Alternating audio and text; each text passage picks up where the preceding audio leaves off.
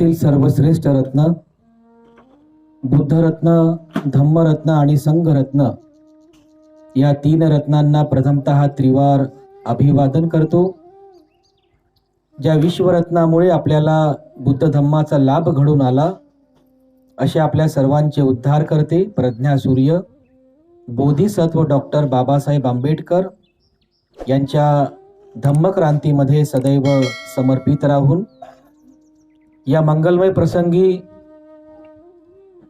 या ठिकाणी उपस्थित पूजनीय भिक्खू संघ, भदंत करुणानंदजी थेरो, पूजनीय भदंत धम्मबोधीजी थेरो, भंते प्रज्ञावंत, विशेष करून उपस्थित आपण सर्व धम्म उपासक आणि उपासिका,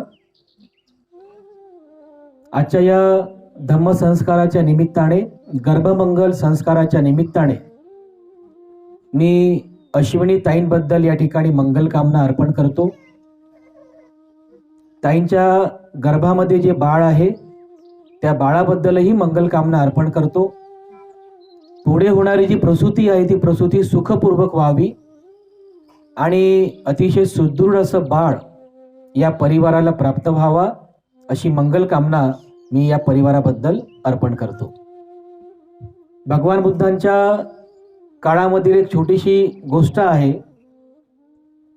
बोधी राजकुमार नावाचा एक राजकुमार ज्याने भगवान बुद्धांना घरी भोजनाकरिता निमंत्रित केलं होतं. भगवान बुद्ध भोजनदानाकरिता बोधी राजकुमाराच्या घरी जातात, भोजन ग्रहण करतात. भोजन झाल्यानंतर भगवान बुद्ध त्या बोधी राजकुमाराला सुंदरसा असा धम्माचा उपदेश करतात. तो धम्म उपदेश ऐकल्यानंतर तो इतका आनंदी होतो की स्तुती करू लागतो. बुद्ध खूप श्रेष्ठ आहेत, धम्म खूप महान आहे, संघ खूप पूजनीय आहे, बुद्ध धम्म संघ खूप महान आहेत, अशा प्रकारची तो मोठमोठ्याने स्तुती करत होता. त्याची ती स्तुती शब्द ऐकून त्याचा जो सेनापती होता तो त्या बोधी राजकुमाराला म्हणाला की राजा, तुम्ही बुद्ध धम्म संघाची एवढी स्तुती करत आहात, प्रशंसा करत आहात, मग आपण बुद्ध धम्म संघाला लगेच शरण का जात नाही? त्यावर तो बोधी राजकुमार म्हणाला की अरे सेनापती, असं बोलू नकोस. ही काही माझी पहिली भेट नाही आहे. भगवान बुद्धांसोबत ही जी माझी पहिली भेट नाही आहे. यापूर्वी सुद्धा मी भगवंतांना भेटलेलो आहे. मग तो बोधी राजकुमार त्या ठिकाणी स्पष्ट करतो की जेव्हा मी माझ्या आईच्या गर्भामध्ये होतो, म्हणजे तो जो बोधी राजकुमार होता तो म्हणतो की मी जेव्हा माझ्या आईच्या गर्भामध्ये होतो तेव्हा माझी आई भगवंतांचं दर्शन करण्यासाठी आली होती. गर्भामध्ये असतानाच पहिल्यांदा मला भगवंतांचं दर्शन झालं होतं. जेव्हा माझा जन्म झाल्यानंतर मी थोडासा चालता बोलता झालो, थोडंसं मला समज आली. त्या वयामध्ये माझी जी दाई होती त्या दाईने सुद्धा मला घेऊन ती भगवंतांचं दर्शन करण्यासाठी आली होती.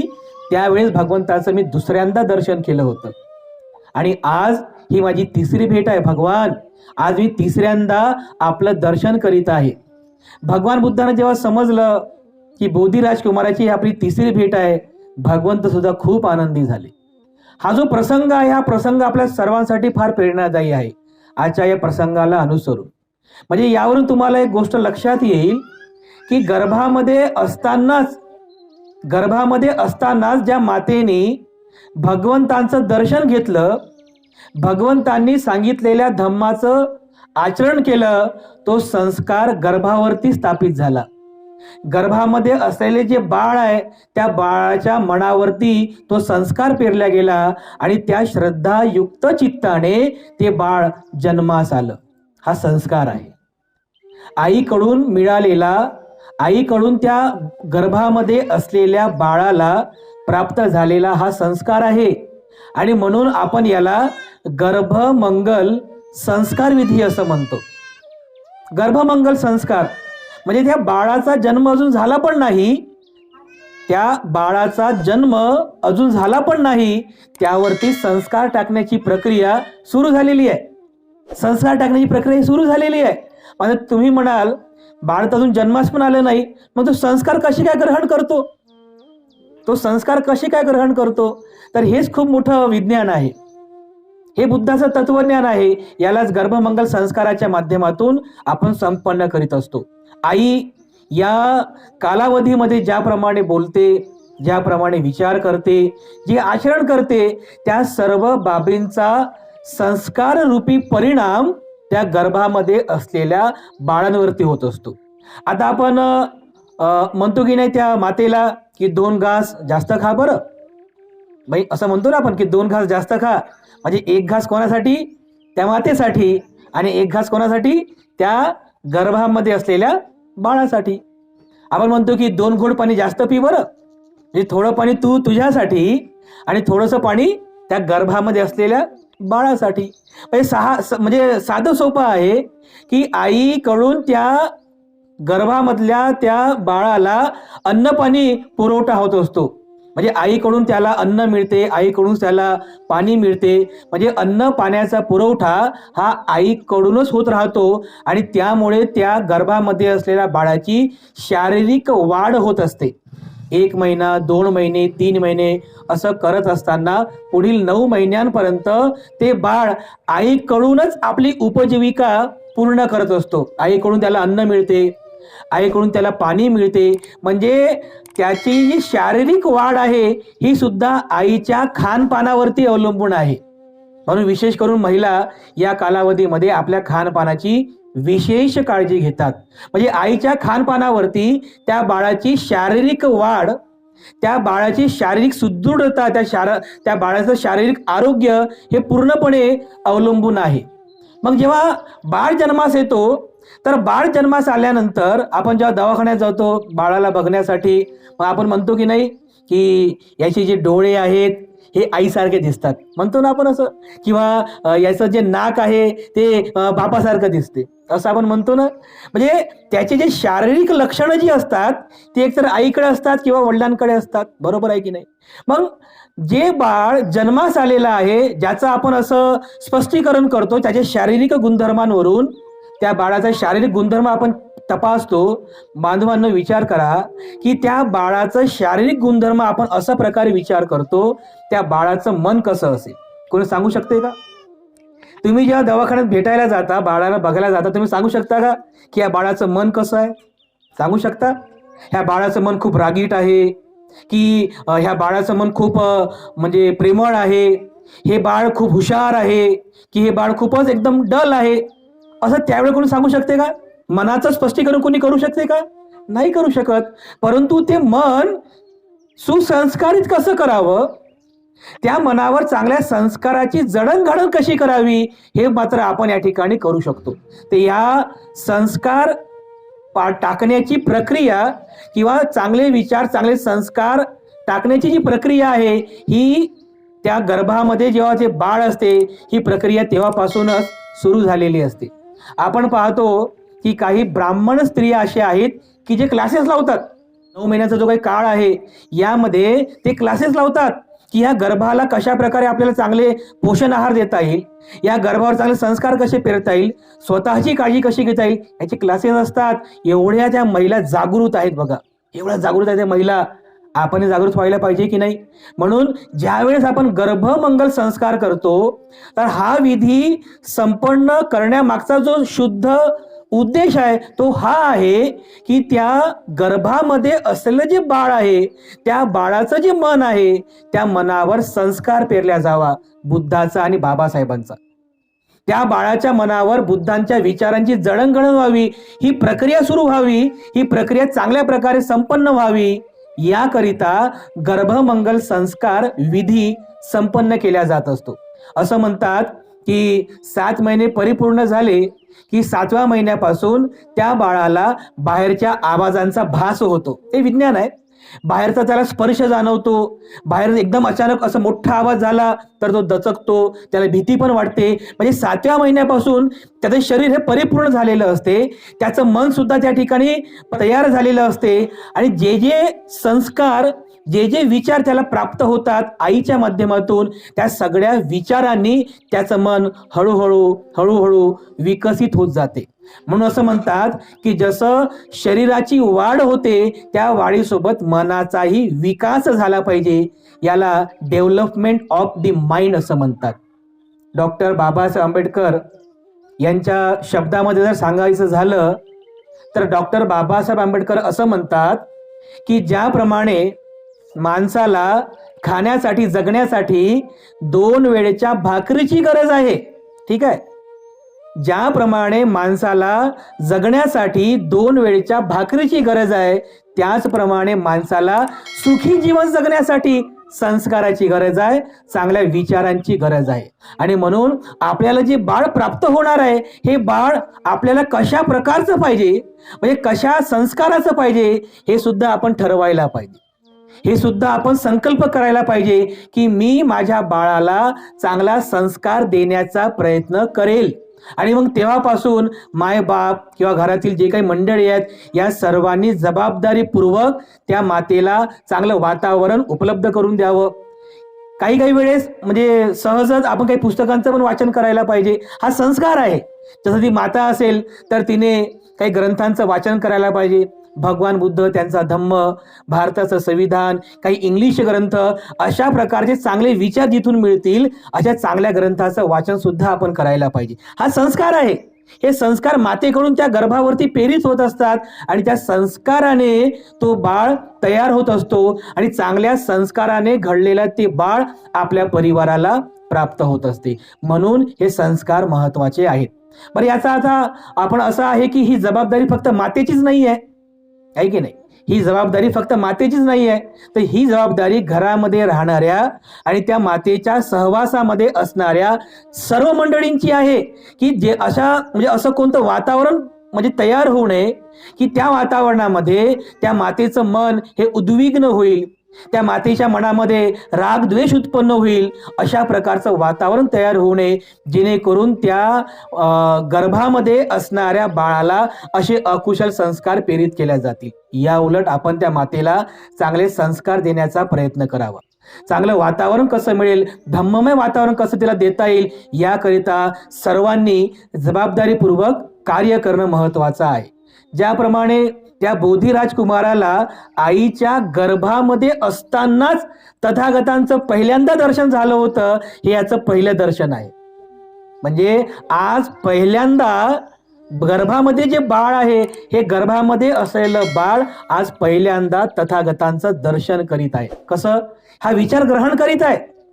हे विचार ती आई ग्रहण करत आहे, हे संस्कार ती आई माता ग्रहण करत आहे. बरोबर ते संस्कार त्या गर्भामध्ये असणाऱ्या त्या बाळाला प्राप्त होत असतात. आज पहिल्यांदा हे गर्भामध्ये बाळ भिक्खू संघाचं दर्शन करीत आहे. भिक्खू संघाकडून हे विचार, ही धम्मदेशना ग्रहण करून हा संस्कार तो स्वीकार करीत आहे. चांगलं मन त्याचं तयार होत आहे. याचं हे चांगलं मन तयार करून अतिशय सुदृढ आणि चांगल्या संस्काराचं बाळ आपल्या परिवाराला प्राप्त होईल. आज या ठिकाणी विधी संपन्न होत आहे. विधी झाल्याच्या नंतर आपण असं ग्राह्य धरू नये की झालं बा आता गर्भमंगल संस्कार झाला, आता आपल्याला खूप चांगल्या संस्काराचं बाळ प्राप्त होईल, असं नाही आहे. जसं आपण पाहतो की एकदा आपण जेवण केलं तर ते जेवण जास्त वेळेपर्यंत आपल्या पोटात राहत नाही. पुन्हा आपल्याला भूक लागते, पुन्हा पुन्हा भूक लागते. म्हणजे शरीराची जी गरज आहे ही गरज पुन्हा पुन्हा आपल्याला भागवावी लागते. संस्कार सुद्धा असेच असतात. म्हणजे एकदा संस्कार दिले की लगेच त्या माणसाचं मन सुसंस्कारित होते असं नाहीये. त्याला पुन्हा पुन्हा संस्कार देण्याची प्रक्रिया सुरू ठेवावी लागते. पुन्हा पुन्हा त्याला संस्कार द्यावे लागतात. ही संस्कार प्रक्रिया अशा पद्धतीने त्या मनाला सुसंस्कारित करत असते. हा विधी संपन्न झाल्यानंतरही ही जबाबदारी तुमची आहे, तुमची आहे, तुम्हा सर्वांच्या, म्हणजे तुम्ही घरातील सर्व मंडळींची आहे की तुम्ही पुढील प्रसूती होईपर्यंत त्या मातेला चांगल्या संस्काराचं वातावरण उपलब्ध करून द्यावं, चांगले संस्कार तिला प्राप्त करून द्यावे. नाहीतर असं होईल भंतेजीने पूजा वंदना परित्राण पाठ केलं, झालं आता आपली जबाबदारी संपली, असं होत नाही. एका परिवारामध्ये आम्ही गेलो, अशाच प्रकारचा गर्भमंगल संस्कार आम्ही संपन्न केला. 7व्या महिन्यामध्ये कार्यक्रम होता. त्यानंतर 1 वर्षानंतर आम्हाला पुन्हा तिथं जाण्याची संधी मिळाली आणि तिथे आम्ही गेलो. चला म्हणलं त्या ताईंना भेटून येऊ. घरी गेलो, त्या ताई समोर बसलेल्या होत्या. आम्ही ताईंना विचारलं, ताई म्हटलं आपण त्यामध्ये गर्भमंगल संस्कार केला होता, ते बाळ कुठं आहे? भंतेजी म्हणे ते बाळ 1 वर्ष झालं. कुठं आहे? थांबा थांबा म्हणे. तो बाळ बाहेर खेळत होता. ती माता त्या बाळाला घेऊन आली. बघा म्हणे भंतेजी, हे ते बाळ आहे म्हणे, 1 नंबरचं बंड आहे म्हणे हे.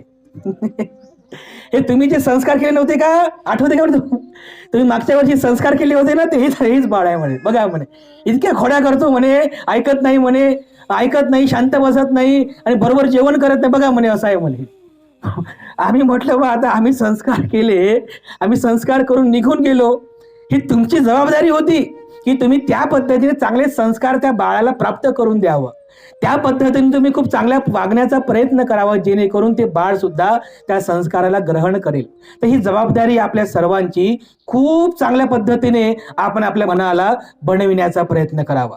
खूप चांगले संस्कार आपल्या बाळाला देण्याचा प्रयत्न करावा. आज ज्या काळामध्ये आपण जीवन जगतोय, हा काळ अतिशय सायंटिफिक आहे. म्हणजे ज्याला म्हणता येईल की म्हणजे फार मशिनरीज एकदम नवीन नवीन तंत्रज्ञानाने आपलं हे जीवन एकदम व्यापलेलं आहे. नवीन नवीन तंत्रज्ञान आहे. तुम्ही विचार करा, 20 वर्षांपूर्वी जवळपास 2002-2001 हे जे वर्ष होतं, त्या वर्षामध्ये आपलं जनजीवन कसं होतं? आपल्याकडे तंत्रज्ञान नव्हतं. हे व्हॉट्सअप, हे फेसबुक, हे इंस्टाग्राम वगैरे असं तत्वज्ञ हे अशा प्रकारचं आपल्याकडे सेवा नव्हती. म्हणजे बऱ्याच तंत्रज्ञानाशी आपण मागे होतो, हे सर्वांना माहिती आहे. आज 20 वर्षानंतर ज्या वर्षात आपण जीवन जगत आहोत, यामध्ये बघा आपल्या आजूबाजूला एवढं तंत्रज्ञान निर्माण झालेलं आहे, एवढं विज्ञानवादी झालेलं आहे, याला सोडून आपलं जीवन जगणं अतिशय कठीण आहे. सगळीकडे व्हॉट्सअप सुरू झालेत, सगळीकडे इंस्टाग्राम, फेसबुक सुरू झाले, सगळीकडे हे संस्कार पाहतो आम्ही. म्हणजे काही काही बाळतात आम्ही असे पाहतो की त्याला झोपताना सुद्धा मोबाईल पाहिजे. आणि मायबाप म्हणतात, भंतेजी हे मोबाईलमध्ये पाहिल्याशिवाय झोपतच नाही म्हणतात. इकडे जेवण पण सुरू आहे, इकडे मोबाईलमध्ये ते डोरेमॉन सुरू आहे, तिकडे मोबाईलमध्ये दुसरं काहीतरी सुरू आहे. म्हणजे तेही पाहणं सुरू आहे, ते पण संस्कार घेणं सुरू आहे, इकडे जेवण पण सुरू आहे. म्हणजे 24 तासातून खूप कमी वेळ असा आहे की मोबाईल सोडून तो बाळ त्या ठिकाणी शांत बसतो. फार कठीण झालेलं आहे, फार कठीण. तुमच्याही परिवारामध्ये असे बाळ असतील की ज्यांना मोबाईल शिवाय करमतच नाही. आई वडील नसते तर चालतील, पण मोबाईल पाहिजे म्हणतात. आणि दिवसभर त्या मोबाईलमध्ये जो बाळ गुंग राहतो, संकुचित बुद्धीचा होतो. आपल्या आजूबाजूला काय सुरू आहे, किती आपल्यामध्ये अलर्टनेस आहे, किती आपण सावधान आहोत, आजूबाजूला काय ऍक्टिव्हिटीज होत आहे, कोण येत आहे, कोण जात आहे, याच्याकडे त्याचं ध्यान राहत नाही. तो अगदी बेसावधपणे राहतो आणि त्याच संस्कारामध्ये त्याची वाढ होत राहते, त्याच संस्कारामध्ये ते बाळ मोठं होते. बांधवांनो, माता भगिनींनो, या मुद्द्याकडे आपण विशेष लक्ष द्यायला पाहिजे. ज्यांना असं वाटते ना की माझं जे बाळ आहे, माझं बाळ व्हॉट्सअप खेळते, माझं बाळ फेसबुक, किती 1.5-2 वर्षाचा मुलगा, माझं बाळ बघा कसं मोबाईलमध्ये ऑनलाईन मार्केटिंग करतो, तो बघा मोबाईल कसा पकडतो. अहो, त्या बाळाने मोबाईलला पकडलेलं नाही आहे, त्या मोबाईलने त्या बाळाला पकडून ठेवलेलं आहे. जे सोडायचं कामच करत, सुटतच नाही आहे. आणि हळूहळू याचा परिणाम वाढत चाललेला आहे. आता याला कारणं पण आहेत. करोनामुळे लॉकडाऊन आलं आणि सगळीकडे ऑनलाईन सुरू झालं. ऑनलाईन घरी बसूनच ऍडमिशन घ्या, ऑनलाईन घरी बसूनच शिक्षण घ्या, ऑनलाईन घरी बसूनच डिग्री पण घ्या, ऑनलाईन घरी बसूनच सगळे काही करा. आणि शाळा झाली, शिक्षण झालं की ऑनलाईन घरीच बसा, अशी परिस्थिती निर्माण झालेली आहे. म्हणून बांधवांनो, पुढे 20 वर्षानंतर, म्हणजे आज हे बाळ जन्मास आल्यावर पुढे 20 वर्षानंतर जेव्हा तो 20 वर्षांचा होईल, 2040 हे वर्ष असेल, 2041-2042 या वर्षामध्ये हे बाळ जेव्हा तरुण असेल, तर त्याला तुमचा, म्हणजे तुमच्या मायबापांचा, तुमच्या परिवाराचा सार्थ अभिमान वाटायला हवा. कधी? त्या वयामध्ये की त्याने म्हणायला पाहिजे की मला माझ्या आई वडिलांकडून हा एवढा चांगला संस्कार मिळाला, मला माझ्या परिवाराकडून एवढा चांगला संस्कार मिळाला. जेव्हा तुमच्या परिवारामध्ये हे छोटी छोटी बाळ जन्मास येतात ना, तेव्हाही आपण त्यांना ते संस्कार द्यायला पाहिजे. त्यांचं दर्शन त्यांच्यासमोर, आपण बुद्धांचं दर्शन त्यांच्यासमोर करून द्यायला पाहिजे. की त्यांना सांगायला पाहिजे की बाळा बघ बरं, हे आपले बुद्ध आहेत, ह्या बुद्धाने कधी हिंसा केली नाही बाळा, ह्या बुद्धाने कधी चोरी केली नाही, ह्या बुद्धाने कधी व्यभिचार केला नाही, बुद्धाने कधी असत्य भाषण केलं नाही, बुद्धाने कधी मद्यपान केले नाही. बाळा, तुला भगवान बुद्धाप्रमाणे शीलवान बनायचं आहे बाळा, तुला भगवान बुद्धाप्रमाणे खूप सदाचारी बनायचं आहे. हे दुसरे आदर्श बाळा, हे आपले दुसरे आदर्श घे. कोणते?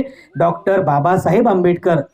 त्यावेळेस बाबासाहेबांकडे काहीच नव्हतं, त्यावेळी बाबासाहेबांकडे काहीच सुविधा नव्हत्या, तरी सुद्धा बाबासाहेब झाले, बोधिसत्व झाले, तुम्हा आम्हा सर्वांचे उद्धार करते झाले, या भारतीय संविधानाचे शिल्पकार झाले. बाळा, तुला बाबासाहेबाप्रमाणे शिकायचं आहे, तुला बाबासाहेबाप्रमाणे मोठ्या पदापर्यंत जायचं आहे, स्वतःचं आणि परिवाराचं नाव तुला उज्ज्वल करायचं आहे. हे दोन आदर्श आपल्या बाळापुढे निर्माण करा. मी तर म्हणतो, ज्या बालकांपुढे, ज्या बाळांपुढे बुद्ध आणि बाबासाहेब यांचा आदर्श असेल ना, त्यांना तिसऱ्या कोणत्याच आदर्शांची गरज नाही आहे. अहो, एकीकडे संपूर्ण जग बुद्धाची, बाबासाहेबांची वाहवा करतात, बुद्धांच्या, बाबासाहेबांच्या विचारांना स्वीकार करीत आहे. आपण तर हे स्वाभिमानाने म्हणायला पाहिजे की मी बुद्धाचा पाईक आहे, हे स्वाभिमानाने आपण म्हणायला पाहिजे. मी बाबासाहेबांच्या समाजात जन्म घेतला, माझं जे बाळ आहे, माझ्या बाळाने सुद्धा बाबासाहेबांच्या या समाजात जन्म घेतला, याचा सार्थ स्वाभिमान आपल्या सर्वांना असायला हवा. ही स्वाभिमान आहे आपल्या सर्वांसाठी, स्वाभिमानाची गोष्ट आहे. ही आपली श्रीमंती आहे. श्रीमंती म्हणजे हे पैसा, गाडी, बंगला, बँक बॅलेन्स, ही श्रीमंती मी म्हणत नाही बरं, या श्रीमंतीची गरज नाही आहे. पण बाळाला सर्वाधिक जास्त चांगल्या विचारांची श्रीमंती असावी, या आदर्शांची श्रीमंती असावी. आणि म्हणून मी हेच म्हणेल की ज्यांच्याकडे बुद्ध आणि बाबासाहेबांचा आदर्श आहे, ते आदर्श घेऊन ते सर्वाधिक श्रीमंत लोक आहेत, विचाराने आणि संस्काराने ते श्रीमंत आहेत, महान आहेत. तेव्हा आपणही आपल्या परिवारामध्ये हा संस्कार या ठिकाणी सदैव प्रेरित करावा. गर्भामध्ये असलेल्या बाळाबद्दल सदैव आपण मंगलमैत्री करावी. आपण सर्वच या ठिकाणी उपस्थित आहात, आपण सर्वांनी खूप चांगल्या श्रद्धा भावनेतून ताईंबद्दल आणि ताईंच्या गर्भामध्ये असणाऱ्या बाळाबद्दल खूप मैत्री भावना करावी. भगवान बुद्ध म्हणतात की, आता जसं भंतेजींनी एक सुत्त उपदेश केलेला आहे, करणीय मेत्त सुत्त, म्हणजे मैत्री भावना करण्याचा हे सुत्त आहे. भगवान बुद्ध म्हणतात की ज्याप्रमाणे एक आई आपल्या नवजात बालकाचं जसं रक्षण करते, त्याप्रमाणे आपण आपल्या मनाचं रक्षण करायला पाहिजे. एका आईप्रमाणे आपण आपल्या मनाचं रक्षण करायला पाहिजे. अशा प्रकारचा उपदेश या मैत्री भावनेमध्ये भगवान बुद्धाने केलेला आहे. तेव्हा आपण सर्वांनी अत्यंत श्रद्धापूर्वक सद्भावना जागृत करून, प्रेम आणि मैत्री जागृत करून, मैत्री भावना उत्पन्न करून आपण ताईंबद्दल, ताईच्या गर्भातील बाळाबद्दल अनंत मंगल मैत्री आपण अर्पण करावी. ताईंचं मंगल हो, ताईंच्या गर्भामध्ये असणाऱ्या बाळाचं जयमंगल कल्याण हो, आणि पुढे होणारी जी प्रसूती आहे ती प्रसूती सुखपूर्वक हो. अशा प्रकारची मैत्री भावना आपण सर्व ताईंबद्दल या ठिकाणी अर्पण करणार आहोत. मी स्वतः ताईंबद्दल मंगल मैत्री अर्पण करतो आणि संपूर्ण मस्के परिवार आणि आपण सर्व नातेवाईक, मित्रमंडळी, शेजारी, हितचिंतक आपल्या सर्वांबद्दल मंगल मैत्री अर्पण करून या ठिकाणी थांबतो. सर्वांचं मंगल हो, सर्वांचं मंगल हो, सर्वांचं मंगल हो.